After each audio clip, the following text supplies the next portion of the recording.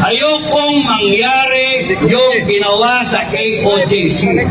Ayokong mangyari. Ayokong mangyari yung inupakan ng taong bayan. Makinig kayo, mga PNP. Makinig kayo. Ayokong mangyari, mga AP, makinig kayo. Ayokong mangyari yung ginawa ng mga institusyon sa mga Pilipino. Huwag niyong gagamitin yung batas laban sa mga taong bayan. Makinig kayo, ha? Kasi galit ako. Galit ako. Ngayon, ayaw ko na isa dito masaktan. Ayoko. May isang Pilipino rito masaktan. Tandaan nyo, ilagay nyo sa utak nyo. Ang sino man masaktan sa inyo, tawagan nyo kami ni Buhay. General Beltran. Tawagan nyo kami.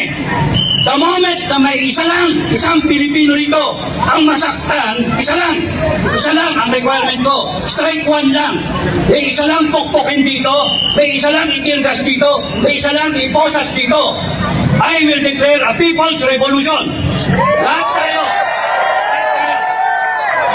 Kung ayaw ninyo ng taong bayan, kung ayaw ninyo yung taong bayan, ay magalit sa inyo.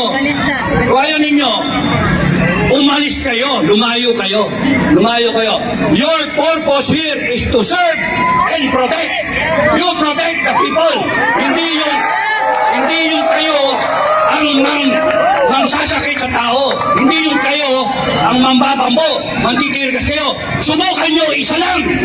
Alam nyo ba, that's my first order. Isa lang ang saktan dito, sabihin nyo sa akin. Tatayuan namin kayo. Isa lang. Meron dito, it will be in effect a people's revolution. And babalik ako sa gobyerno. Mag-a-apply ako sa gobyerno. Babalikan ko kayo lahat sa gobyerno. Mag-a-apply ako janitor. Oh, sino yung mga janitor ko? Mga janitor, taas sa kamay. Dami kong janitor. Taas sa kamay. Alam nyo bakit janitor applyan ko? Lilinisin ko ang angas ng gobyerno. Lilinisin ko ang bulok na sistema. Papatayin ko lahat. Kaya nga, ang isipin ninyo, kailangan ko ang sovereign will ninyo. Ibalik natin ang death penalty. Ibalik natin. Sino man kumano sa inyo, gawin natin. Huwag kayong papayag. Ngayon, pangalawa.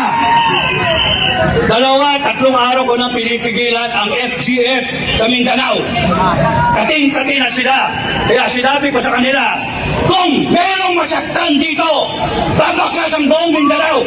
Babakas sila. Totoo yan. Nakahanda sila. At kung gusto ninyo ng civil war, magkakaroon tayo ng civil war. Putangin na ninyo. Tatakutin nyo kami. Tangin na ninyo. Saan galing ang kapangyarihan? Saan? People of the Philippines. Sa taong bayan. Sino nag-aproba ng konstitusyon? Taong bayan. Sino ang sumumpa sa konstitusyon? Presidente, down the line.